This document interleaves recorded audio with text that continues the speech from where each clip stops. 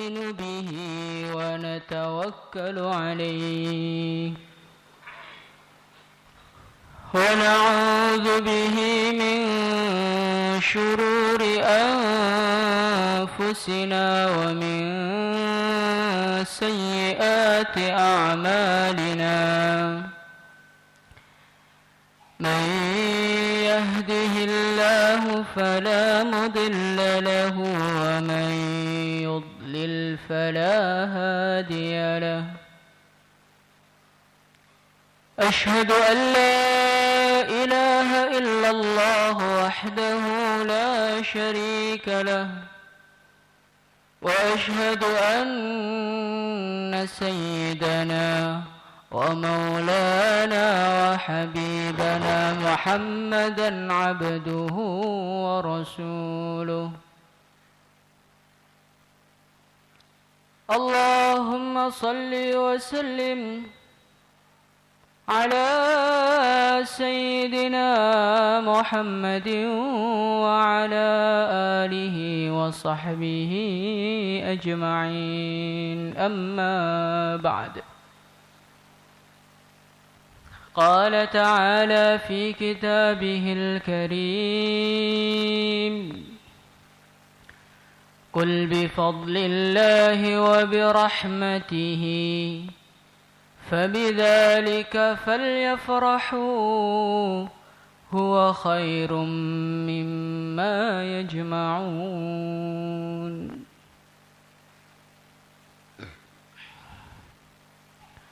Hadirin yang dimuliakan Allah Subhanahu wa taala. Semua manusia yang ada di dunia ini, siapapun dia, dari manapun dia berasal, bagaimanapun keadaan hidup dia, semua manusia pasti menginginkan kebahagiaan,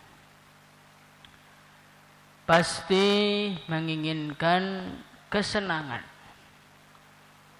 pasti menginginkan ketenangan di dalam hidupnya. Hadirin yang dimuliakan Allah Subhanahu wa taala, ketika para manusia menginginkan kebahagiaan, menginginkan ketentraman di dalam hidupnya, maka sebagian manusia mereka membuat usaha-usaha untuk membahagiakan dirinya. Hadirin yang dimuliakan Allah Subhanahu wa taala, sebagian manusia mereka punya anggapan, saya akan bahagia, saya akan tenang hidupnya, saya akan tentram di dunia kalau harta saya banyak, uang saya banyak, rumah saya besar, mobil saya mewah. Itulah kebahagiaan yang sebenarnya. Maka hadirin yang muliakan Allah Subhanahu wa taala, orang-orang yang punya pikiran seperti ini, mereka akan kecewa dengan usahanya. Kenapa hadirin yang mulia? Karena keinginan manusia untuk mengumpulkan harta, usahanya manusia untuk mengumpulkan harta, membanting tulangnya, memeras keringatnya, mengurangi tidurnya, meninggalkan keluarganya, itu sama sekali tidak akan menambah rizkinya. وَمَنْ أَرَادَ الْعَاجِلَةَ عَجَّلْنَا لَهُ فِيهَا مَا نَشَاءُ لِمَنْ نُرِيدُ. Hadirin yang mulia, Allah berfirman, siapa yang pengen dunia, pengen kaya, pengen harta, maka dunia ini akan Allah berikan kepada siapa saja yang Allah kehendaki. Allah tidak mengatakan dunia akan diberikan kepada siapa saja yang senang kepada dunia. Tidak. Allah akan memberikan dunia kepada orang-orang yang dikehendaki oleh Allah. Walaupun kita nggak pengen dunia, walaupun kita nggak senang dunia, tetapi Allah datangkan dunia kepada kita, maka kita tidak akan bisa menolaknya. Ajjalna lahu fiha ma nasha liman nurid. Allah akan berikan harta kepada orang yang dikehendaki oleh Allah. Ukurannya pun terserah Allah. Orang bekerja keras untuk mendapatkan mobil, lah Allah berkehendak dapatnya pit ontel. Ya walaupun dia nggak tidur 24 jam, ya rezekinya pit ontel itu. Maka hadirin yang muliakan Allah Subhanahu wa ta'ala, orang yang usaha mencari dunia belum tentu dia dapat. Kalau dia dapat, belum tentu sesuai dengan keinginannya.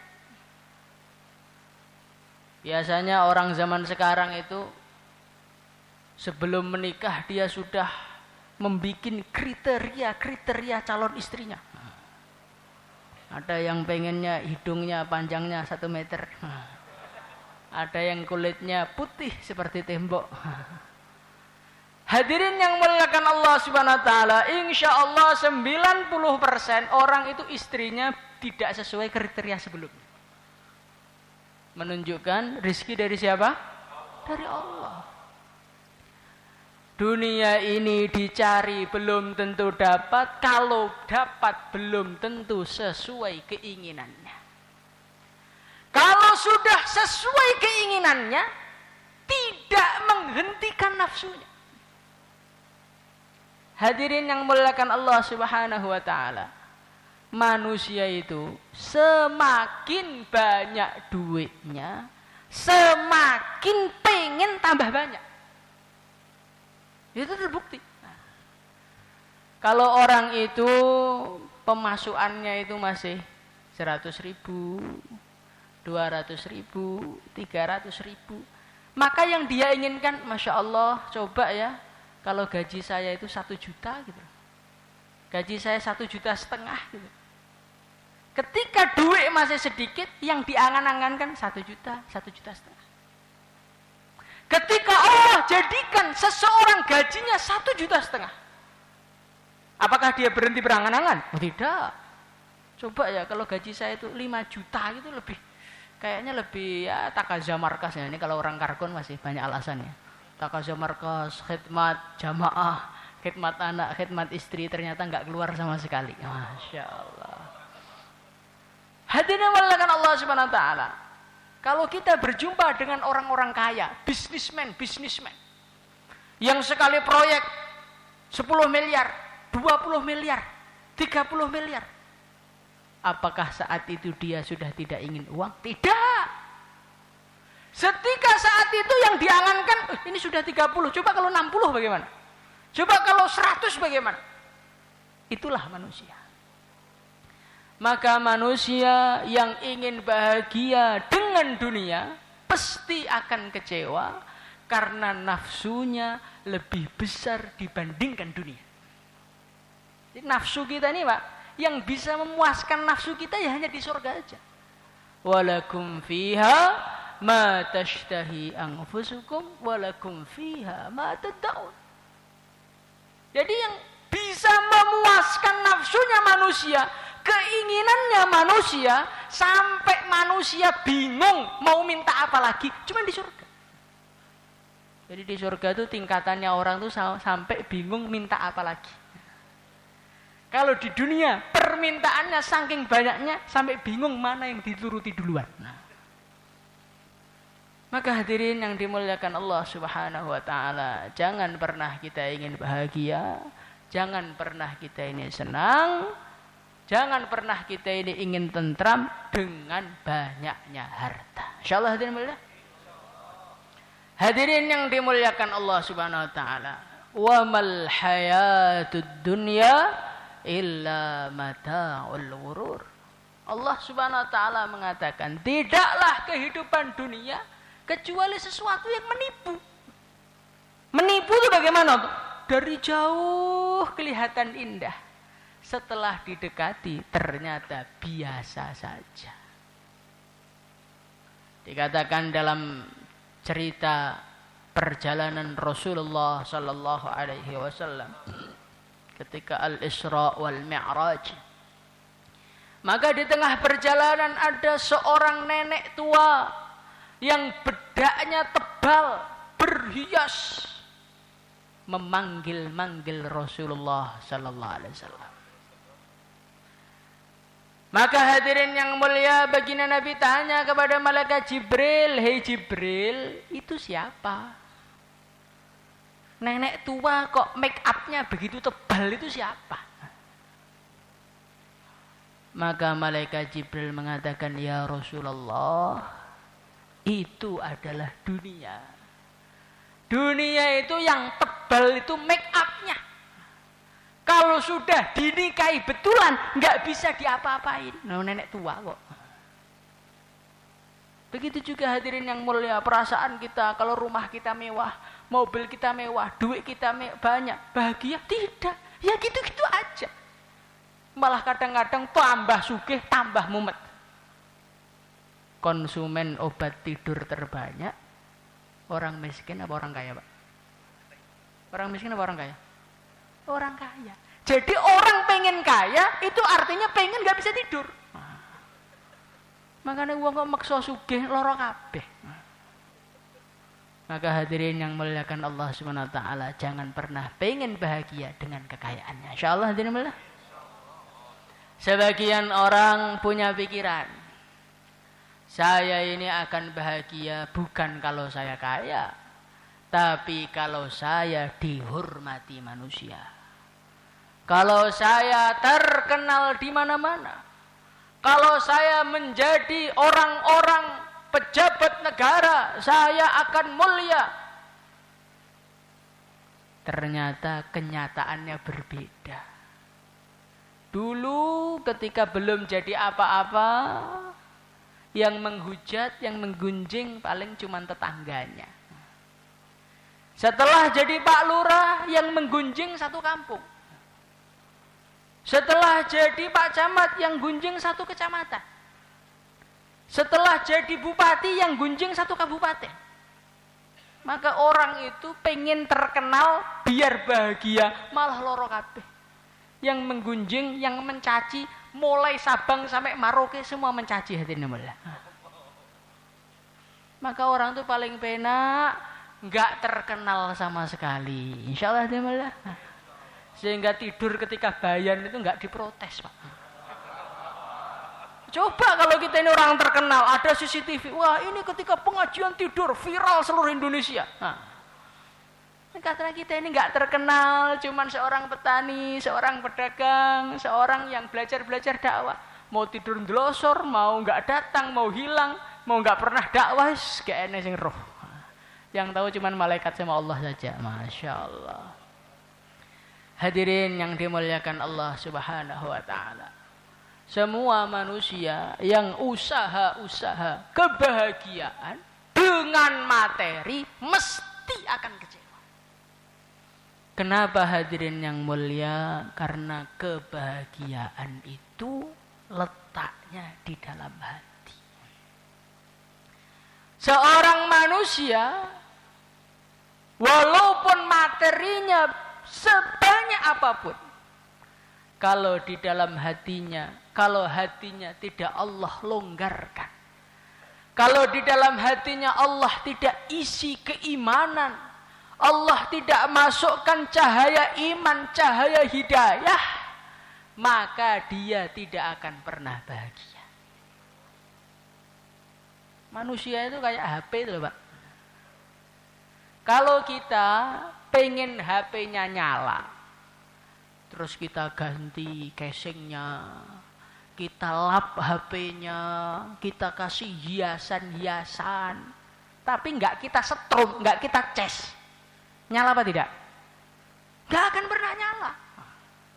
Begitu juga hadirin yang mulia, walaupun kita kumpulkan harta, kita kumpulkan jabatan, itu semua hanyalah aksesoris kehidupan saja.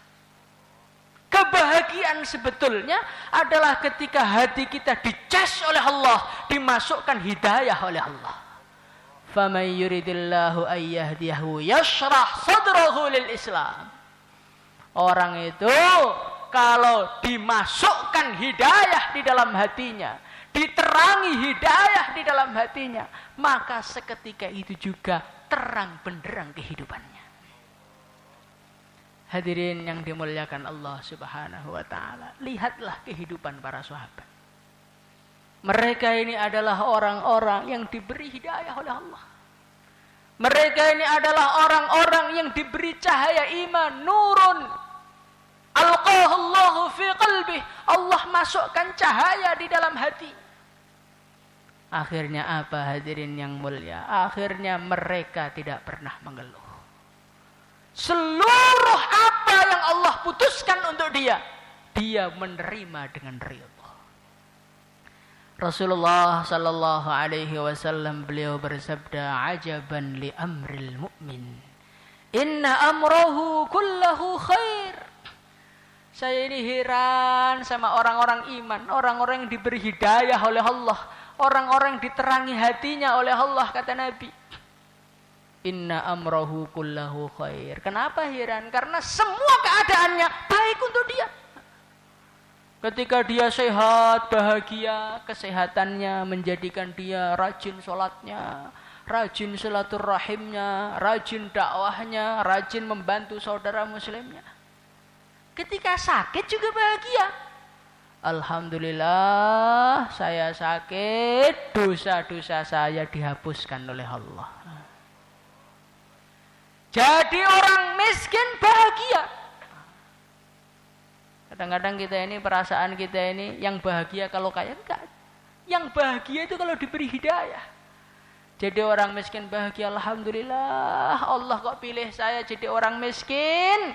Nanti masuk surganya lebih duluan setengah hari daripada orang-orang kaya. Cuma setengah hari akhirat, Pak. 500 tahun.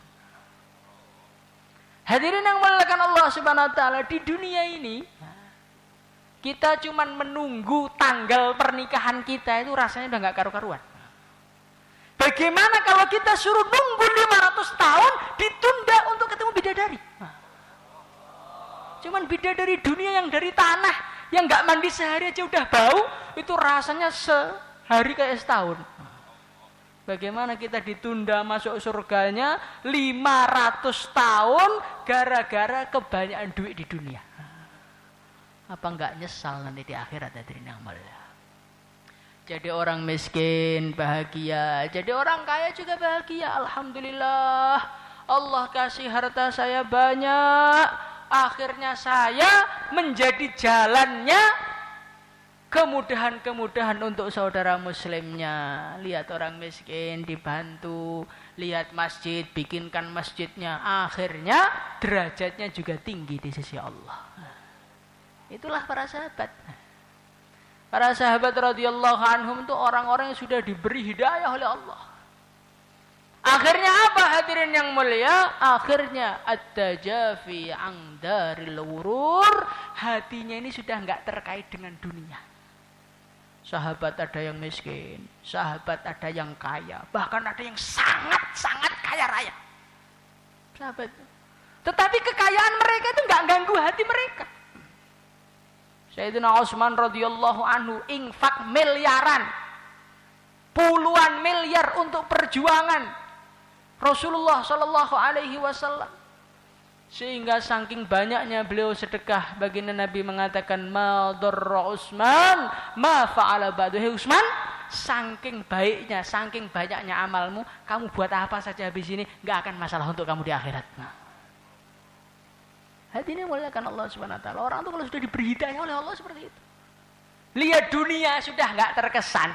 Lihat dunia itu malah perasaan yang ngerepoti. Kalau kita bagaimana? Kalau enggak ada dunia malah perasaannya repot. Masya Allah. At-tajafi an daril ghurur wal inabah ila daril khulud. Orang itu kalau sudah diberi hadiah, diberi hidayah oleh Allah, dunia sudah tidak menarik untuk dia. Keadaan apapun dia ridha kepada Allah. Dan hatinya selalu menanti-nanti kapan berangkatnya ke akhirat. Hadirin yang muliakan Allah Subhanahu wa taala. Para sahabat radhiyallahu anhum itu dulu di dunia, jasadnya di dunia.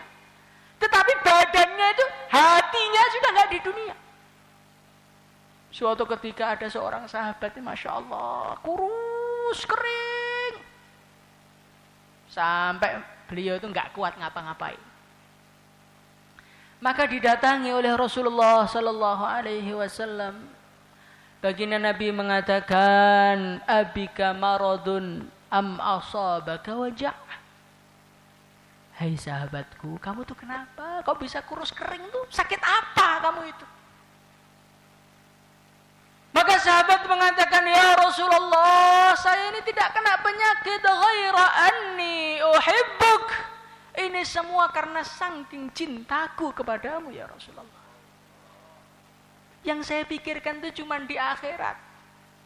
Hari ini di dunia saya nikmat sekali. Pengen jumpa engkau, langsung ketemu. Tinggal datang ke masjid, ketemu dengan engkau. Pengen memandang wajahmu, sepuasnya saya bisa di dunia.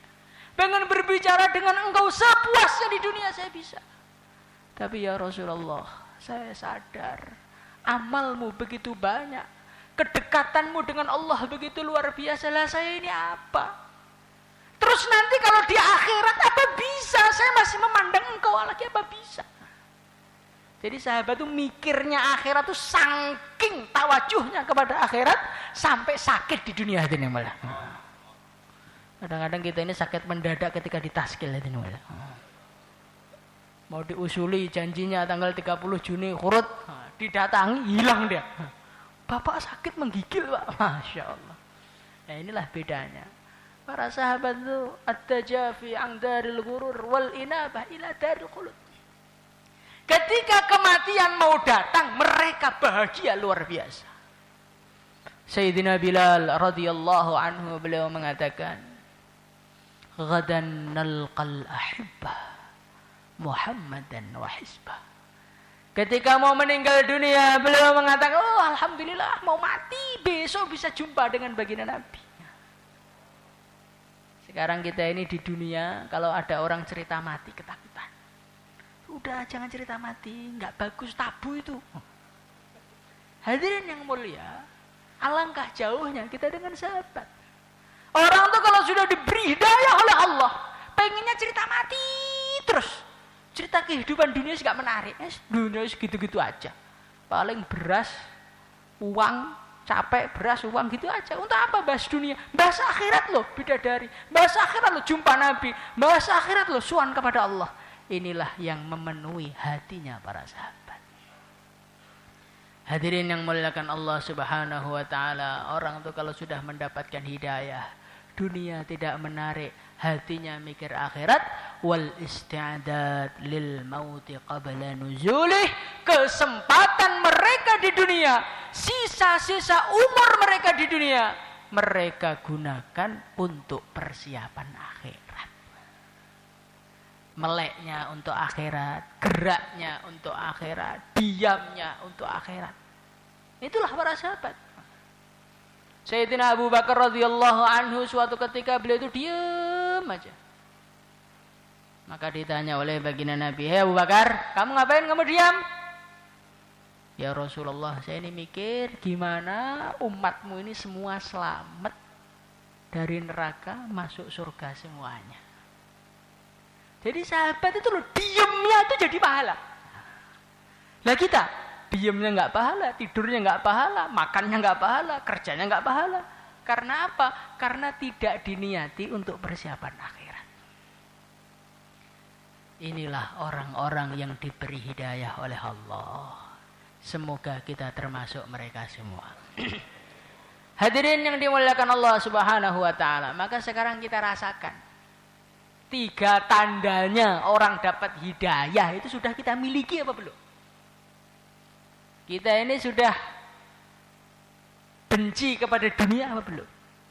Kita ini sudah menghadap kepada akhirat apa belum? Kita ini sudah persiapan mati apa belum? Setelah dipikir, ternyata 3 perkara itu belum terlalu wujud, hadirin yang mulia. Maka hadirin yang muliakan Allah Subhanahu wa taala, kita duduk sama-sama di sini untuk memikirkan hal ini. Bagaimana tambah hari hidayah ditambah oleh Allah, sehingga tambah hari tambah bahagia hidupnya, tambah hari tambah enggak senang kepada dunia, tambah hari tambah menghadap kepada akhirat, tambah hari tambah persiapan akhirat. Insyaallah hadirin mulia. Dan bagaimana biar hidayah ini ditambah oleh Allah? Hidayah ini ditambah oleh Allah. Walladzina jahadu fina lanahdiyannahum subulana.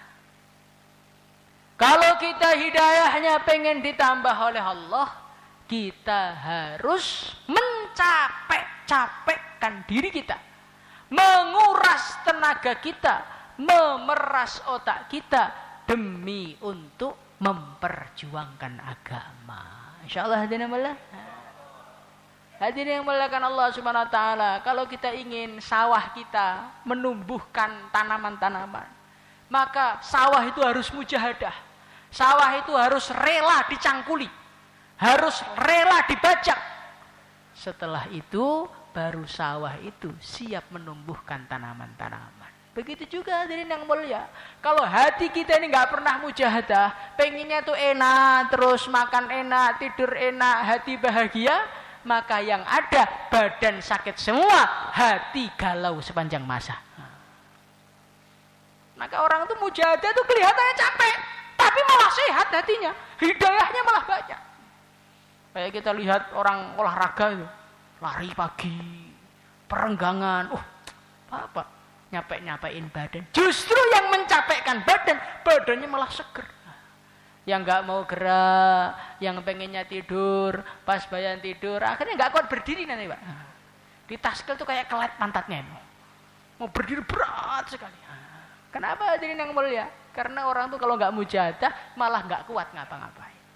Orang yang mau mujahadah, orang yang mau capek, malah ringan semuanya. Urusan dunia ringan, urusan akhirat ringan, jalannya menuju ridha Allah gampang, di akhirat nanti jumpa dengan Allah dan Rasulnya. Pengen Pak seperti ini? Maka kita belajar mujahadah. Langkah pertama, daftarkan namanya 4 bulan 40 hari. Ini mujahadahnya nggak lama Pak, cuma 4 bulan aja. Mari Pak. Yang niat 4 bulan 40 hari, monggo. Mari Pak. Pertama kali 4 bulan negeri jauh akan kita hantarkan dari markas kita Temboro sini jamaah negeri jauh segera secepatnya. 1 jamaah jadi. Monggo Pak. Mari Pak. Yang menyusul jamaah berikutnya. 1 jamaah akan diberangkatkan dari Temboro ke Mesir. Mari Pak. Mari Pak, 1 jamaah dan kemudian jamaah berikutnya Pak. Takazah kita negeri jauh. Mari silakan. Kita akan bentuk rombongan ke Mesir. Kemudian ke Afrika, Maroko, dan termasuk ke Turki jamaah sekalian. Mari jamaah sekalian. Mari Pak. Masya Allah. Belajar mujahadah sebentar, cuma 4 bulan. Daripada kita mujahadah di akhirat selama-lamanya, lebih baik belajar mujahadah sebentar di dunia. Insyaallah hadirin mulia. Mari Pak, yang niat sekarang niatnya berangkatnya nanti dimusyawarahkan ya. Kita bentuk rombongan dari mahalah kita, dari halakoh kita. Jamaah negeri jauh. Beberapa negara sudah terbuka. Beberapa negara sudah terbuka dan sangat mengharapkan kedatangan kita. Monggo. Mari Pak. 4 bulan negeri jauh. 4 bulan negeri jauh. Sekarang 4 bulan di PB. Sekarang 4 bulan India Bangladesh atau India. Mari jamaah sekalian belajar dengan masing-masing kita di Nizamuddin. Mari Pak. Berangkatnya dimusyawarahkan. Belum bulan ini, belum bulan petang. Nanti yang penting kita niat dulu dan nanti musyawarahnya kita berangkatkan. Mari jamaah sekalian. Monggo. Niat dulu Pak, niat. Niat 4 bulan. Ke India, ke Nizamuddin 4 bulan. Mari Pak. Mari. Masyaallah. Niat dulu. Dalam satu hadis dikatakan Rasulullah sallallahu alaihi wasallam beliau bersabda, nanti orang tuh kalau sudah sampai akhirat mendapatkan kenikmatan surga, nggak ada seorang pun yang pengen balik ke dunia.